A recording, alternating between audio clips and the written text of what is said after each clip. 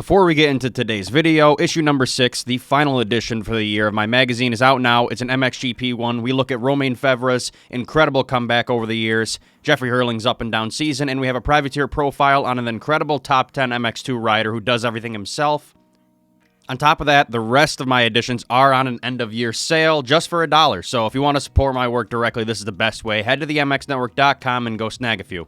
Well, I have waited a couple days for this one to heat up and get all sides of the story together here. A lot of you guys get a little angry that it takes me a couple extra days or a day or so to release a story that a lot of other people have already released, but I do that to make sure I have all the facts out, all the interviews, all sides of the stories. I'm not going to just release a half video of one side of the story. I like to make sure everything's out, all sides of the story are concluded. So that's why it takes me a couple extra days. I'm not just in it for the clickbaity titles like some other channels in the motocross media industry.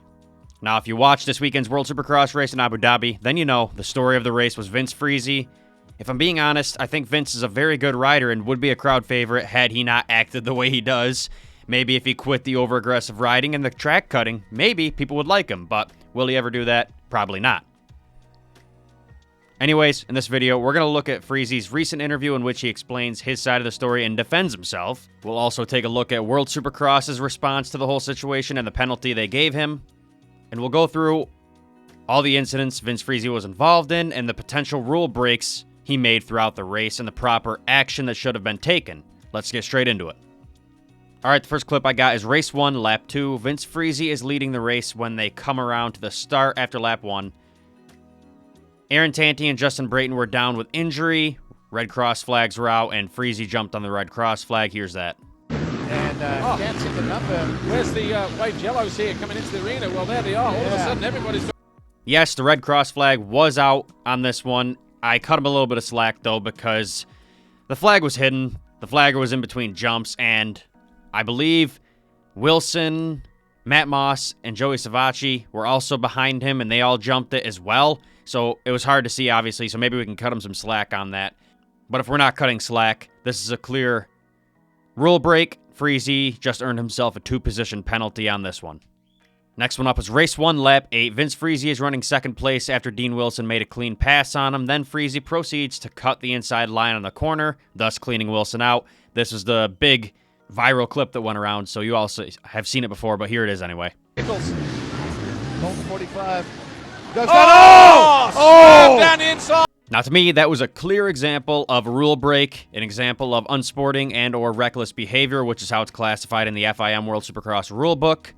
According to that rulebook, this move subjects him to anything from a 1-position penalty to a disqualification. I'll throw the rules up on screen right now. This is directly from the FIM rulebook.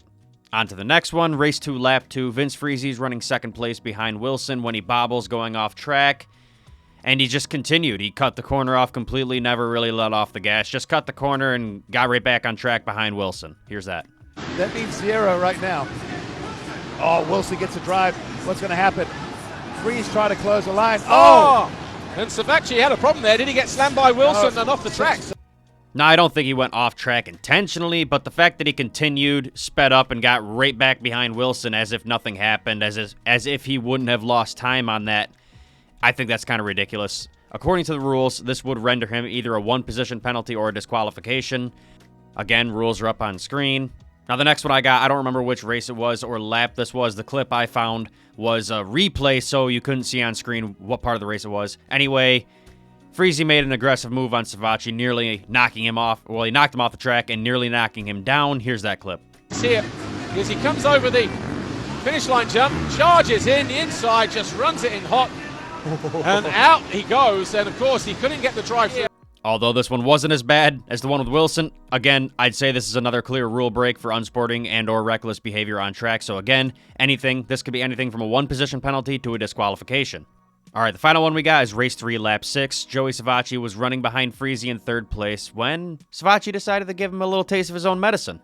Savatgy ran him high on the corner outside the stadium, thus pushing him off the track. Friese proceeded to hop right back on track ahead of Savatgy as if nothing happened. Here's the clip. Yes, there is, potentially. He goes to the inside, elbow into the side of Friese, runs him off the side of the track. He has to yield and give up the position, and he's reluctant to do that at the moment. Yeah, he's going to have to get that position up, or it's going to be a penalty. In my opinion, this move was nothing compared to what Friese had done to both Savatgy and Wilson. That little shove from Savatgy, I don't think he should get a penalty for that. I think Savatgy's clear on that one, but Friese hopping right back on the track in front of Savatgy is a clear rule break to me. Me personally, I'd go even as far to say that Savatgy passed him with that move, so Friese not only lost one position for track cutting, but he will also lose a position for getting back on the track in front of him, so that's a 2-position penalty in my book.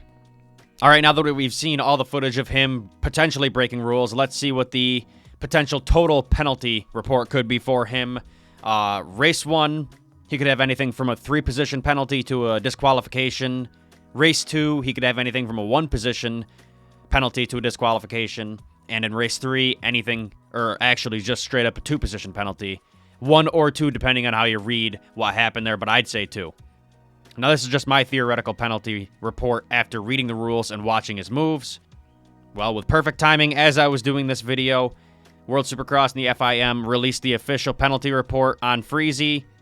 Friese was given a 2-position penalty for dangerous riding in race 1, and in race 3, 2 positions for leaving the track and gaining an advantage, just as I said.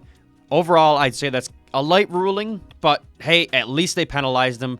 I kind of thought he'd get away with it, so this is good. It's a move in the right direction for sure. Now let's take a look at what Vince had to say about his aggressive riding and track cutting and overall the race. Friese spoke in a post-race interview with Troy Gunther saying, quote, "If you put a bunch of money on the line like we have here and put us on an arena cross track, I think this is the way it's going to go. At least for me, I'm not here to just ride around and have fun. I'm here to make some money, pay my bills." That is what we're doing. We're battling for a position. If these guys want to take it easy, they can take it easy, but I'm going to race hard. Honestly, I don't know what happened, whether I got a penalty for it or not. I just know that I got 3rd overall, but I mean, it is what it is. If it was wrong, then I will take the penalty. I've read through the rule book, but it has been a while. Round 1 was 3 or 4 months ago, so maybe I'll give the rule book another read-through. It's hard to say if my front wheel was ahead of his or not, but yeah, I just tried to ride slowly. Yeah, I cut a portion of the corner off, and I think in my head, what do I do? What do I do here? Just go? They had already told me there was another penalty, so at that point, it was, let's just race dirt bikes at this point. Whatever, that is the kind of racing that I enjoy. I hate to take a position that is not mine, and if it is wrong, then I'll take the penalty for that. I don't know if there was a penalty for the pass on Dean, but I feel like that was just good old motocross racing. Wow. Just wow is all I have to say about that response. He just can't be that negligent to think he was in the right on any of this. I mean, come on now. Most of these were blatant rule breaks, blatant examples of aggressive riding, and in my opinion, he got off lucky. As I showed you, he could have got a way heavier sentence of penalties on this race, so I consider him lucky, and the negligence is kind of annoying to me.